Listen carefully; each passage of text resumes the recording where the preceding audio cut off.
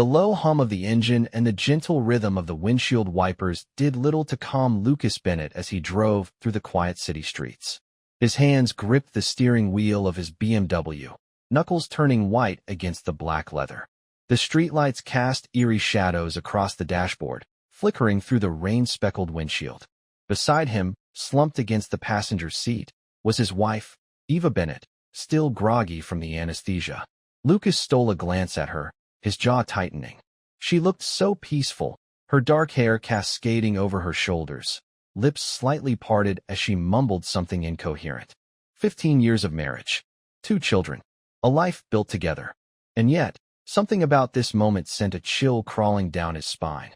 "You okay, babe?" he asked, his voice carefully measured. Eva's eyes fluttered open, unfocused and glassy. She murmured something under her breath. What was that? Lucas pressed gently, adjusting her seatbelt to make sure she was secure. Eva let out a soft chuckle, her voice thick with sedation. "You're so stupid." Lucas blinked. His grip on the wheel tightened. Had he misheard her? She giggled again, the sound foreign and sharp, like glass scraping against concrete. "You believed it all, didn't you?" Her words were slow, slurred, but deliberate. Lucas felt his heartbeat quicken. Believed what? Eva let out a dramatic sigh, tilting her head toward him with half-lidded eyes. "That I love you." For a second, the car felt weightless, as if it had lifted off the ground. Lucas's pulse thundered in his ears. His breath hitched. She was drugged. She didn't mean it. It was just the anesthesia talking. He forced a chuckle. "You're not making any sense, sweetheart." Eva's head lolled back against the seat. "I never loved you, Lucas. Not once." The air inside the car became suffocating. Lucas's fingers twitched against the leather wheel. He struggled to swallow, his throat dry as sandpaper. I think you need to rest," he managed, forcing his voice to remain steady. But Eva wasn't done. "God, it was so easy. You, so trusting, so pathetic. You never even questioned it." She let out a breathy laugh. "Even the kids, Lucas, you really thought they were yours?" The world stopped. Lucas's chest caved inward, a sharp, twisting pain lodging itself in his ribs. He felt like he'd been punched, winded, left gasping for air. No, that wasn't possible. She was lying. She had to be. His fingers trembled as he pulled the car to a stop at a red light. His head turned slowly, as if in a nightmare, to look at her. "What did you just say?" Eva blinked lazily, her pupils dilated. Lucas, you're not that dumb, are you?" Another giggle. "They're not yours. Never were." The light turned green, but Lucas didn't move. "This isn't real. This isn't real. This isn't real." The sound of honking horns jolted him. With shaking hands, he pulled the car to the side of the road, his heart pounding against his ribs, hammering like a war drum. His mind screamed at him to wake up, to stop listening, to pretend this conversation never happened. But he couldn't. Eva's words slithered into his skull, wrapping around his thoughts like a noose. He swallowed hard.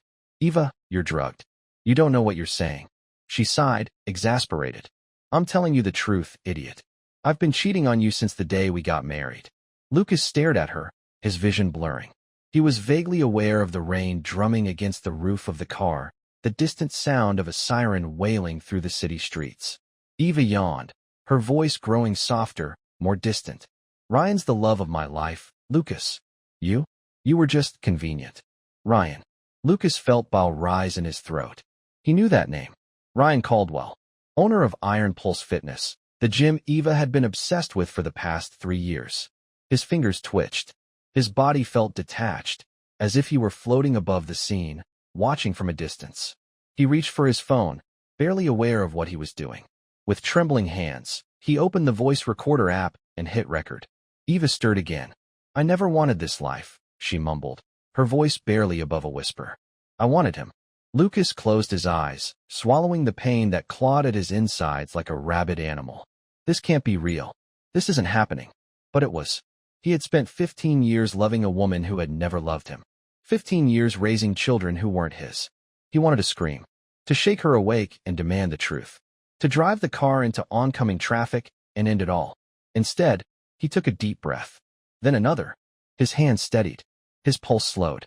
If what Eva said was true, and God help him, he prayed it wasn't, then he needed proof. Real, solid proof. not just the ramblings of a drugged woman in the middle of the night. He exhaled slowly, forcing his voice to remain calm. "All right, sweetheart. Let's get you home." The house loomed before them, bathed in the soft glow of the porch light. A place that had once been his sanctuary now felt like a tomb. Lucas helped Eva inside, tucking her into bed with the same gentle care he had always shown her. His heart ached with the weight of betrayal. How could she not love him? He stared down at her sleeping form, the woman he had once thought was his soulmate. A woman he no longer recognized. Lucas turned and walked out of the bedroom, his mind a chaotic storm of rage, grief, and something else. Determination. There was work to be done, a truth to be uncovered. And when he finally had all the pieces, when he knew just how deep this betrayal ran, then, and only then, would he decide what to do next.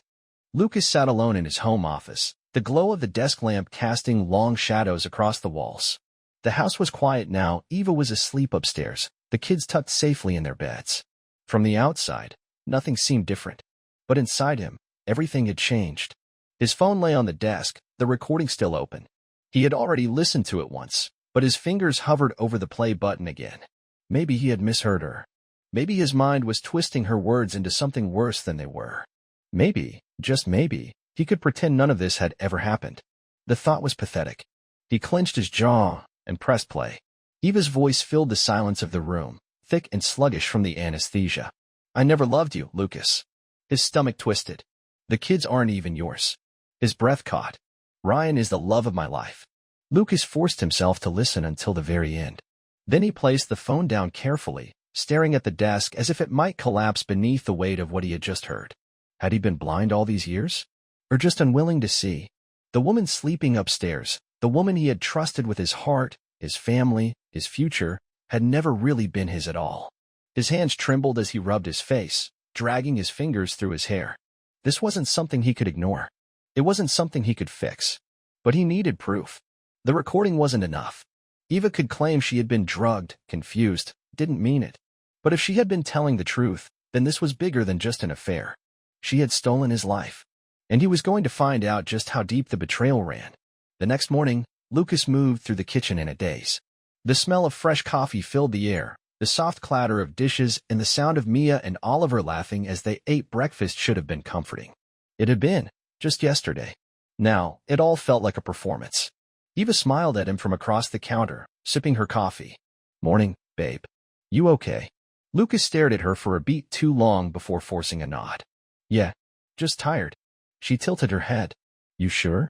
You seem off." "Oh, I don't know, Eva. Maybe because you told me last night that you've been lying to me for 15 years? But he didn't say that. Instead, he smiled, small, easy, practiced, and kissed the top of her head. Long night. If she noticed the stiffness in his touch, she didn't mention it. Lucas sat at the table, watching his kids eat. Mia was talking excitedly about her school project. Oliver was playing with his cereal.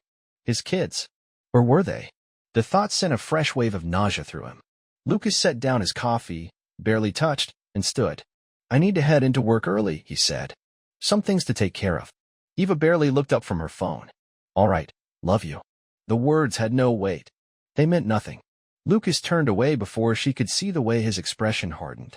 Instead of going to work, Lucas parked in a quiet lot and made a call. Helen Foster answered on the second ring. "This is Foster. I need your help." His voice came out raw, unsteady. A pause. Then, "Mr. Bennett?" Lucas exhaled. "I need to know if my wife is having an affair." Helen didn't sound surprised. "Do you have reason to suspect she is?" Lucas almost laughed. She admitted it. Another pause. "Then I assume you want proof." "I do." Her tone was all business. "I'll need access to her schedule, places she frequents, any digital trail she might have left behind. Texts, emails, financial records." Lucas cut in.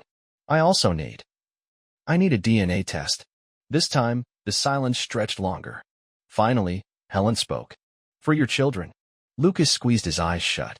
His voice came out hoarse. "Yes." Helen didn't ask any more questions. "I can have the test kits sent to you by tomorrow. I'll start surveillance immediately." "Thank you." Lucas hung up and dropped his head back against the seat. He felt like he was suffocating. That night, Lucas sat on the edge of Mia's bed, brushing a strand of hair from her forehead as she slept. She looked so much like Eva. The same soft features, the same small nose. And Oliver, he had Ryan's jawline. Lucas had never noticed it before. But now, the resemblance was a punch to the gut. He swallowed the lump in his throat and forced himself to focus. One swab. That's all it took. He moved carefully, swabbing Mia's cheek first, then Oliver's. Neither of them stirred. When it was done, he sealed the samples, his fingers shaking. He was about to find out if the children he had loved more than anything more than himself weren't his at all. The thought made him physically ill. Lucas stepped out of the room and leaned against the wall, his breath unsteady. He felt like he was standing on the edge of a cliff, staring into an abyss that he couldn't escape. And then, from the master bedroom, he heard Eva's soft laughter. His hands curled into fists. Lucas walked past their bedroom, down the stairs, and into his office. He sat at his desk, opened his laptop, and began his own investigation. Eva had always been careful, but she wasn't smarter than him. He started with her tablet. It was locked, but she used the same password for everything. It took less than 2 minutes to find the hidden messages. Ryan, I can't wait any longer. I need you. Eva, I know. Soon. He doesn't suspect a thing. Lucas's vision blurred. His fingers tightened around the tablet so hard he thought it might crack. They had been laughing at him, playing him for a fool. And it wasn't just about the affair. Eva had been transferring money. A lot of it. Quietly moving funds into an offshore account, little by little, under a different last name. Lucas felt cold all over. She wasn't just cheating on him. She was planning to leave him with nothing. His jaw clenched so hard it ached. She thought she was being careful. She thought he was still the same naive man she had married. She was wrong. Lucas put the tablet down and pulled out his phone. He opened an anonymous email account. His fingers moved quickly, calm, deliberate. To Internal Revenue Service. Subject, Fraud Investigation, Ryan Caldwell. He stared at the message for a long moment. Then he hit send. Eva thought she was playing a game. Lucas was about to show her what it felt like to lose everything. Lucas had always thought that pain was something you could prepare for. That if you braced yourself, held your breath, and clenched your fists tight enough, you could absorb the blow. But as he stared at the email on his screen, the words cutting through him like shards of glass, he realized nothing could have prepared him for this. Probability of paternity, 0%. Twice. One for Mia. One for Oliver. Lucas's breath shuddered out of him, his chest rising and falling in slow, ragged motions.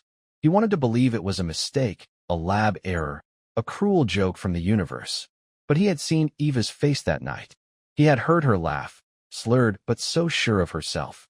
She had known all along. A strangled noise escaped his throat, something between a sob and a breath he couldn't quite catch. His babies. Mia, who had clung to his leg when she was scared of thunderstorms. Oliver, who had fallen asleep on his chest as a toddler, his tiny hands gripping Lucas's shirt like he was the only safe place in the world. They weren't his, but they were, weren't they? He had raised them. He had stayed up with them through fevers, taught them to ride their bikes, kissed their bruises, held them when they cried. He had loved them, and that couldn't just disappear. His hands clenched into fists. He squeezed his eyes shut, inhaling sharply through his nose, pushing the pain down, down, down, burying it somewhere deep where it couldn't consume him. He wasn't going to fall apart. Not yet. Lucas forced himself to stand, his legs feeling foreign beneath him. He walked out of his office, moving on autopilot. His hands ached, his nails digging into his palms, but he didn't release them. He needed to see them. The house was quiet, the soft hum of the dishwasher the only sound filling the space. He moved toward Mia's room first, carefully pushing the door open. She was curled up under a blanket, one arm flung over her stuffed rabbit, her small, even breaths making her chest rise and fall. Lucas swallowed hard. She looked so much like Eva. His fingers twitched, a desperate urge to reach out, to brush her hair back from her face like he always did. But he hesitated. Would it still be the same? His heart screamed yes. His mind whispered no. Lucas turned away before his knees could give out beneath him. He stopped at Oliver's door next, barely pushing it open. His son, was sprawled out on his bed, his favorite dinosaur pajamas twisted around his legs, his mouth slightly open in sleep. Lucas exhaled shakily. I don't care. He didn't care what a test said. They were his. And yet, Eva had stolen something from him. She had stolen the truth. She had let him believe a lie for 15 years. She had looked him in the eyes every day, kissed him, shared a life with him, and never once told him the truth. The rage that simmered beneath the grief began to boil over. Lucas turned and walked back to his office, his movements slower, more deliberate now. He sat down at his desk, gripping the edges of the wood so hard his knuckles turned white. He had a choice. He could walk away. He could confront Eva right now, demand an explanation, scream, cry, beg for an answer that would never be good enough. Or he could make sure she felt the kind of pain she had just put him through. The decision wasn't hard. Lucas grabbed his phone and dialed Helen. "I have the results," he said, his voice cold, steady. She didn't ask if they were good or bad. She already knew. "I need more than proof of the affair," Lucas continued. "I need something I can use to take everything from her." Helen was silent for a moment. "Then, meet me tonight. I have something you'll want to see." Lucas's grip tightened on the phone. "I'll be there." The coffee shop was nearly empty when Lucas walked in that evening. Helen was already there, seated in the corner, a black folder resting on the table in front of her. "Take a seat," she said. Lucas slid into the chair, ignoring the polite smile of the waitress who stopped by to ask if he wanted anything. He barely heard her. Helen pushed the folder toward him. "You were right to be suspicious." Lucas flipped it open and felt his stomach drop. It wasn't just photos of Eva and Ryan meeting at hotels. It was bank statements. Eva had been moving money into a secret account for the past 2 years. A joint account. With Ryan. Lucas exhaled through his nose, staring at the numbers in front of him. She hadn't just cheated on him. She had been planning her escape. Planning to take everything. Helen didn't speak. She didn't need to. Lucas slowly closed the folder. His fingers ran over the edge of the paper, methodical, controlled. It would be so easy to explode. To drive home, wake Eva up, and scream at her until his throat was raw. But that's what she would expect. No, Lucas wasn't going to give her the satisfaction of seeing him broken. He looked up at Helen, his voice even. "Can you get me more?" She nodded. "I already have." She slid a USB drive across the table. "That's an audio recording. From a phone call 2 weeks ago. I don't record conversations unless necessary, but I figured you'd want this." Lucas picked it up and plugged it into his laptop. A grainy audio file played. Ryan's voice. "Almost done. Once the house is refinanced, we'll have everything we need. He's so damn trusting, he won't see it coming." Then Eva's voice, laughing. Lucas shut the laptop before the rage inside him exploded. They had been laughing at him, playing him for a fool. And it wasn't just about the affair. Eva had been stealing from him. She had been planning to leave him with nothing. Lucas inhaled deeply. He ran a hand over his face, then nodded at Helen. "I'll handle the rest from here." She studied him carefully. "Lucas, whatever you're planning, be smart." He gave a tight smile. "Oh, I will be." That night, when Lucas got home, the house was quiet. Eva was already asleep, curled up on her side of the bed, oblivious. Lucas stood in the doorway for a long time, watching her. He thought about all the nights he had laid beside her, never knowing what kind of person he was really sleeping next to. Not anymore. He turned and walked into his office, locking the door behind him. Lucas wasn't just going to divorce Eva. He was going to destroy her. Lucas had spent years being the good guy, the devoted husband, the doting father, the man who worked late to provide, who made sacrifices without a second thought, who believed in love, trust, and family. That man was dead now. In his place was someone new, someone colder, someone who had learned the hard way that love meant nothing without loyalty. Lucas wasn't just going to leave Eva. He was going to make sure she lost everything, just like she had done to him. The next morning, Lucas moved through the house like a ghost. Eva was in the kitchen, humming to herself as she poured a cup of coffee. She was wearing a shirt, the one she always stole from his side of the closet. It used to make him smile. Now, it made his stomach turn. She kissed his cheek when he walked in. "You're up early." Lucas forced a tired smile. Busy day at the clinic. He watched her closely. The way she moved, the way she checked her phone, the way she thought she was untouchable. She had no idea he knew everything. And she had no idea that today was the beginning of her downfall. "Eva," he said casually, grabbing his own coffee. "I've been thinking." She glanced up, mildly curious. "Yeah, I think it's time we start fresh." Her body tensed for just a fraction of a second. Most people wouldn't have noticed. But Lucas wasn't most people. Not anymore. "Start fresh?" she echoed, tilting her head. "Yeah." He sipped his coffee. "We've been in this house for so long. Maybe it's time for a change. A bigger place, better schools for the kids." Eva blinked. She hadn't expected this. She was supposed to be the one in control. Lucas could practically see the wheels turning in her head. This was what she wanted. For him to hand everything over without a fight. And she thought she was winning. That was the best part. "You're serious?" she asked, watching him carefully. Lucas smiled, setting his mug down. "Yeah, let's do it." Eva hesitated for only a second before she nodded, a slow, calculated smile curling her lips. "I think that's a great idea." She had no idea he was leading her into a trap. That afternoon, Lucas met with his lawyer. Christopher Hayes was a man who didn't believe in losing. He had handled high-profile divorces, and every single time, his clients walked away on top. Lucas had told him everything, except for the DNA test results. That was a battle for another day. "You want to hit her first," Christopher said, reviewing the bank statements Helen had dug up. "Freeze her accounts before she can touch another cent." Lucas nodded. "Can you do it?" Christopher smirked. "Of course. But that's just the first step. What's next?" Christopher leaned back in his chair. "We build a case against her. Financial misconduct, infidelity. If she's been funneling money into an account with her boyfriend, we can prove she intended to commit fraud." Lucas's jaw tightened. "And Ryan?" Christopher's smirk widened. "Oh, don't worry. His gym's about to get audited." Lucas exhaled, his fingers flexing against his knees. It was all coming together. "I need one more thing," he said quietly. Christopher raised an eyebrow. Lucas met his gaze. "I want full custody of Mia and Oliver." A beat of silence. Christopher studied him carefully. "Does she know you're not their biological father?" Lucas's stomach twisted. He forced himself to keep his face neutral. "No." Christopher nodded slowly. "Then we use that. We make sure she never sees it coming." Lucas exhaled, the tension in his chest loosening just slightly. "Let's do it." That evening, Lucas walked into the house to find Eva on the phone, her voice low and hushed. She turned away from him slightly, but he still caught the name. "Ryan." He smiled to himself.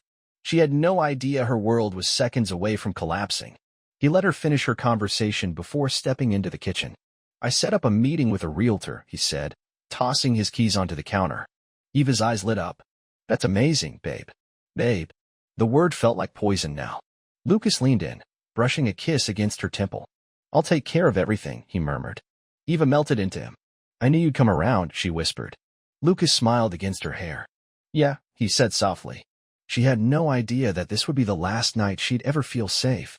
At exactly 7:45 a.m. the next morning, the first blow landed. Eva's personal accounts were frozen. At 8:30 a.m., Ryan Caldwell's gym was shut down due to an IRS investigation. At 9:15 a.m., Eva was served with divorce papers. And at 9:17 a.m., Lucas got the call he had been waiting for. Eva's panicked voice was breathless on the other end. "Lucas, my accounts. There's something wrong with my bank accounts." Lucas set his coffee down, leaning back in his chair. "Really? They're frozen.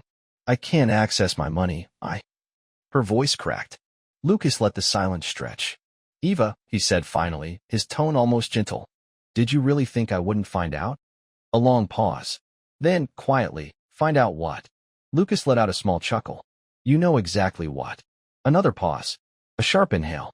"Lucas, please, I can explain." "I don't care," he cut in, his voice like ice. She wasn't prepared for this. She had spent years controlling the narrative, making him feel like he had everything while she slowly stole it away from him. Not anymore. This doesn't have to be ugly," Eva whispered, her voice trembling now. Lucas leaned forward. "Oh, but it does, Eva.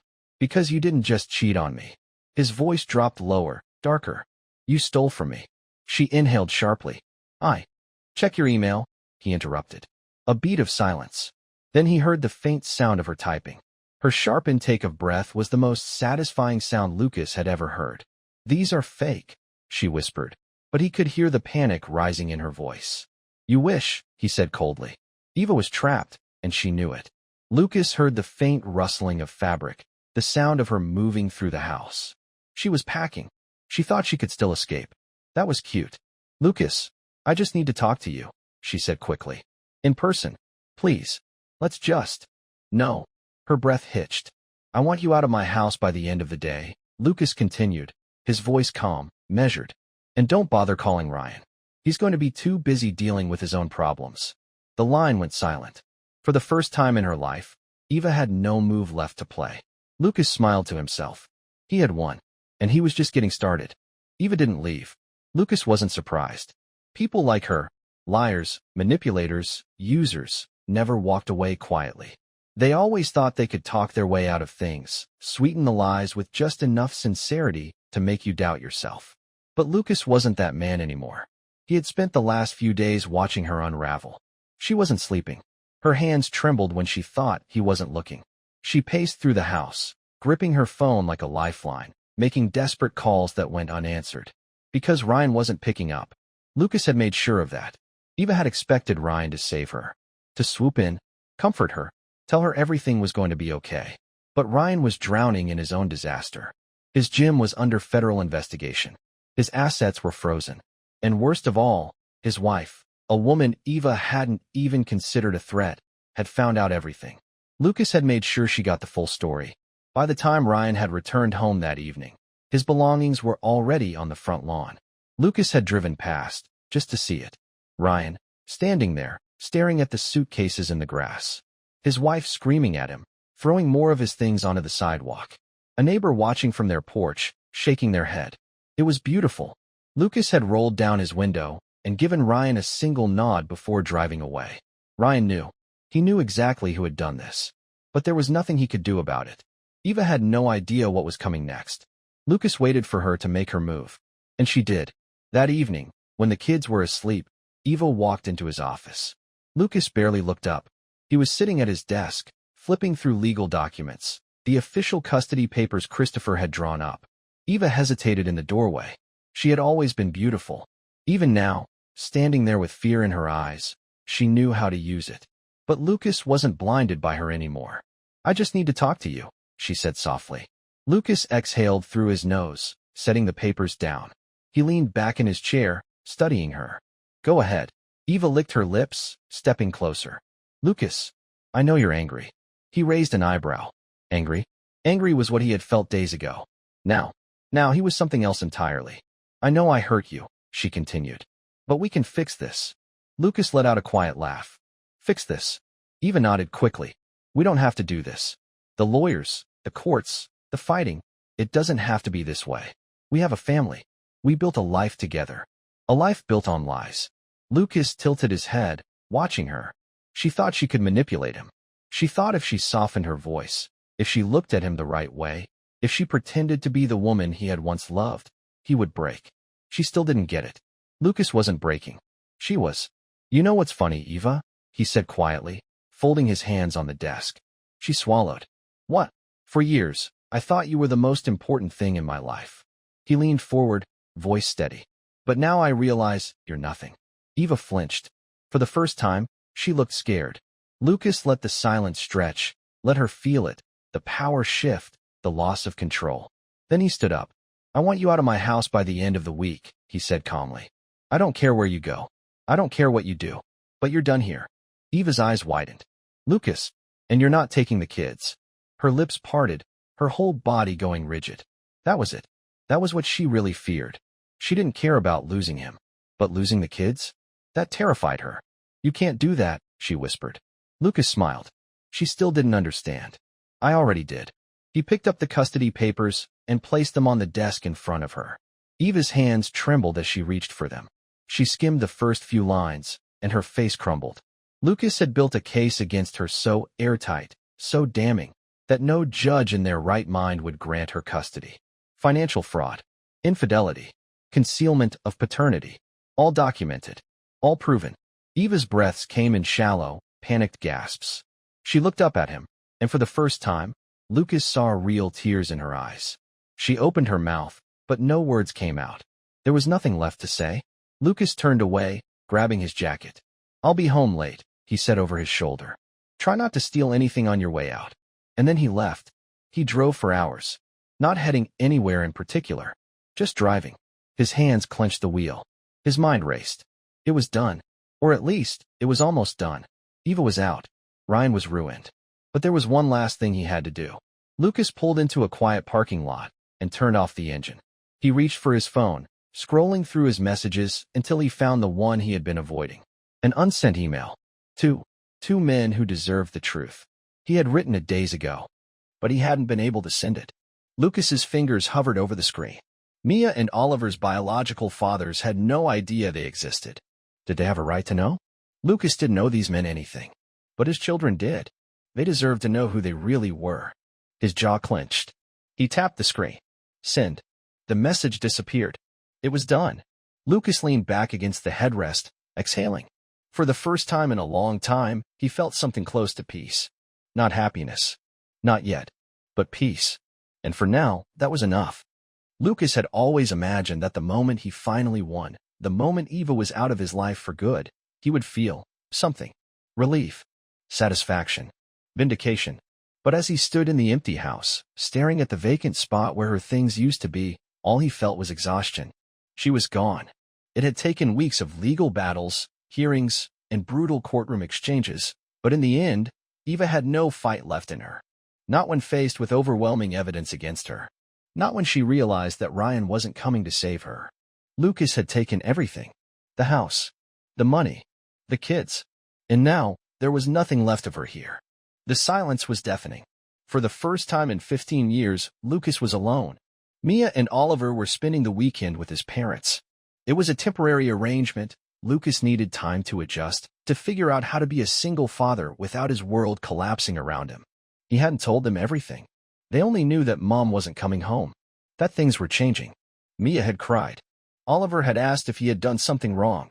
Lucas had nearly broken apart right then and there. But he had held them, whispered reassurances, told them they were loved, they were safe, and they would always have him, even if he wasn't really their father. That truth weighed on him more than anything. He had sent the email. The biological fathers knew, but none of them had responded yet. Lucas didn't know if that was a good thing or a bad thing. All he knew was that every time he looked at Mia and Oliver, a part of him still felt like a fraud. Like he was living a lie, just like Eva had. That night, Lucas sat at the dining table with a whiskey in his hand, staring at the swirling amber liquid. A knock at the door startled him. He wasn't expecting anyone. Frowning, he set his drink down and walked toward the entrance. When he opened the door, his breath caught. A man stood on the porch, shifting his weight nervously. Dark hair. Sharp blue eyes. Lucas knew that face, because he had seen it in Oliver. "Mr. Bennett?" the man asked hesitantly. Lucas swallowed hard. "Yeah." The man exhaled. "My name is Adam Pierce. I got your email." Lucas stared. He had sent 2 emails. This was one of them. Oliver's real father. Lucas stepped back, opening the door wider. "Come in." They sat in silence for a while. Lucas watched Adam closely. He looked nervous, like he didn't know if he had made the right decision by coming here. Finally, Lucas spoke. "Did you know?" Adam's expression darkened. "No." His jaw clenched, his fingers tapping against his knee. "Eva and we had a brief thing. It wasn't serious. I never thought." He exhaled sharply. "She never told me she was pregnant." Lucas swallowed the anger rising in his chest. He had already known the answer, but hearing it still made him sick. Adam shook his head. "I don't know what to say. This is a lot." Lucas leaned forward. "So why are you here?" Adam hesitated. Then, his voice softened. "Because I want to meet him." Lucas tensed. He had known this moment was coming. He had opened the door to it when he sent that email. But knowing it and facing it were 2 different things. "He doesn't know yet," Lucas said quietly. Adam nodded. "I understand." Silence stretched between them. Lucas hated it. Hated the way it made him feel like he was about to lose Oliver. Finally, Adam sighed. "Look, I don't want to take him from you." Lucas froze. Adam met his gaze. "I read everything in your email. You raised him. You're his father. I'm not here to rip that away." Lucas felt something inside him unclench. He had spent weeks preparing for a fight. He hadn't expected this. "I just want to know him," Adam continued. "If that's something you'd allow." Lucas exhaled. "You'd be okay with that?" Adam chuckled. "I have no choice, do I? If I try to take him away from the only father he's ever known, I'll be the bad guy." Lucas didn't answer, because that was exactly what he had been afraid of. Finally, he nodded. "We take this slow." Adam nodded. "Slow." Lucas stood, extending a hand. Adam hesitated. Then he took it. They shook once, a silent understanding passing between them. A few days later, the second email got a response. Mia's real father. His name was Mark Holloway. He didn't show up in person. He sent an email. Short. Direct. "I never wanted kids. I don't want this one." Lucas sat at his desk, reading the words over and over. Then he deleted the email. And that was that. Mia had no other father but him, and he would never tell her otherwise. 1 week later, Lucas picked up Mia and Oliver from his parents' house. It had been too long since they had been home. Mia hesitated at the doorway. "Mom's not here." Lucas crouched down to her level. "No, sweetheart," he said gently. "She's not." She looked up at him, tears welling in her eyes. "Will we ever see her again?" Lucas hated that he didn't have a simple answer, but he had promised himself he would never lie to them. "Maybe one day," he admitted. "But for now, it's just us." Mia sniffed. Then, she threw her arms around him. Lucas held her tightly. Oliver hugged him next. And for the first time since all of this began, since his world had fallen apart, Lucas felt like he could finally breathe. That night, after the kids were asleep, Lucas sat on the back porch, staring at the stars. Everything had changed. He had lost his wife. He had lost the illusion of his family. But he hadn't lost them. Mia and Oliver were still his. Not by blood, but by something stronger. And that would never change. Lucas took a deep breath and closed his eyes. For the first time in weeks, his chest didn't feel heavy. For the first time in years, he wasn't living a lie. And for the first time in his life, he was finally free.